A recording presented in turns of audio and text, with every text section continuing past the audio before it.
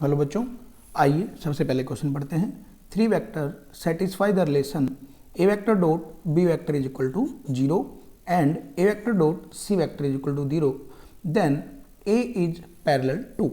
Options हैं C, B, B cross C and B dot सी।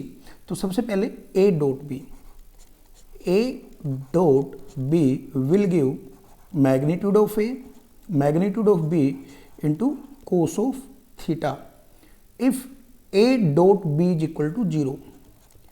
अगर dot product किन्हीं भी दो वेक्टर के बीच 0 दे रखी है तो theta will be 90 degree between the two vector. So from here a vector is perpendicular to b vector, first point है। Second देखें, a dot C is also 0, so a dot C is also 0, that means a vector is also perpendicular to c vector. तो पूछा गया है then a is parallel to, a vector इनमें किसके parallel होगा? b के parallel नहीं हो सकता, c के पैरेलल नहीं हो सकता। तो दो ऑप्शन बचे हैं, देखिए जरा, b डॉट c, तो b is perpendicular to c। b और c भी यहाँ से क्या आ गए हैं? परपेंडिकुलर। तो b और c परपेंडिकुलर अगर हैं तो ये आंसर भी हमारा नहीं हो सकता। बी और सी अगर परपेंडिकुलर हैं तो ये आंसर भी नहीं होगा। तो देखिए सी कैसे हमारा आंसर होगा।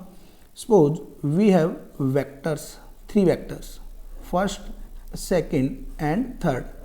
सपोज ये हमारा ए वेक्टर है, ये बी वेक्टर है और ये जो वेक्टर है ये सी वेक्टर है।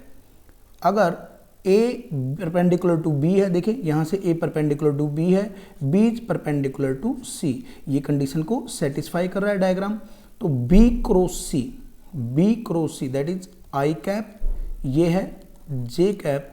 तो B vector cross C vector that is I cap cross J cap will give K cap. So जो रिजल्टेंट आएगा इन दोनों का वो पैरेलल टू दिस, ये के कैप है, वो पैरेलल टू ए आएगा।